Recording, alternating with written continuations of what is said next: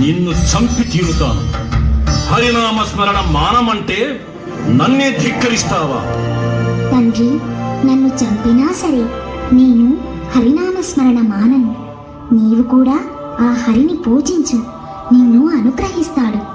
స్వామి, ప్రహ్లాదుడు మన సుపుత్రుడు, అతన్ని క్షమించి వదిలివేయండి. స్వామి, అతన్ని శిక్షించకండి. నా ఒక్కగానొక్క కొడుకు ప్రహ్లాదుడు. స్వామి, మన వంశాంకురం. స్వామి, అతన్ని ఏమీ చేయకండి. స్వామి, క్షమించి వదిలిపెట్టండి. నీ విష్ణువు ఎక్కడున్నాడు? ఎలా ఉన్నాడు? చెప్పు, వెంటనే అతన్ని సంహరిస్తాను. హరి ఇందుగలడందు లేడని సందేహము వలదు. ఎందెందు వెతికి చూసినా హరి సర్వోపగతుండు. తండ్రి, హరి ఎక్కడైనా ఉంటాడు. అయితే ఈ స్తంభంలో ఉన్నాడా నీ హరి? ఓ, ఈ స్తంభంలో కూడా ఉంటాడు. పిలిస్తే పలుకుతాడు, కానీ పిరికి పందలా దాక్కుని లేడు. హరివీర భయంకరంగా దీనిని చీల్చుకొని రాగలడు. కావాలంటే పగలగొట్టి చూడండి ఈ స్తంభాన్ని. శ్రీహరి తన భక్తులను రక్షించడానికి సదా సిద్ధంగా ఉంటాడు, సర్వత్రా ఉంటాడు. అయితే ఈ స్తంభాన్ని పగలగొట్టి నీ హరిని సంహరిస్తాను, చూడు. తండ్రి, నీవు శరణు వేడుకో, నిన్ను క్షమించి అనుగ్రహిస్తాడు. నీకు ప్రాణభిక్ష పెడతాడు. అతడు నాకు ప్రాణభిక్ష పెట్టడం ఏమిటి? నేనే అతడి ప్రాణాన్ని నా గదాఘాతంతో సంహరిస్తాను.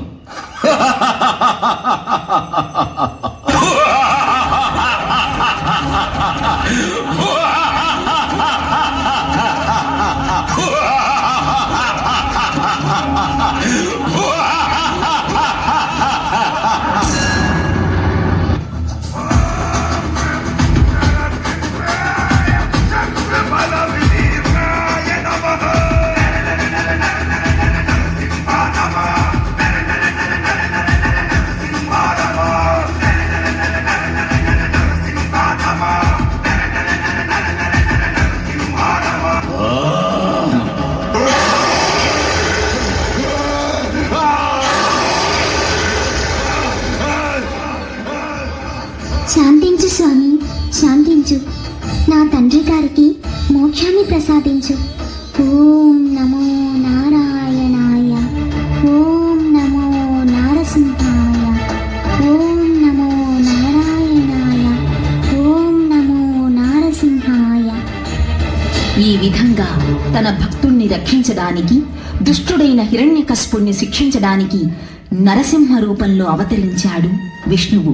గోవింద గోవింద గోవింద గోవింద గోవింద గోవింద గోవింద గోవింద కళ్యాణ వెంకటేశ్వర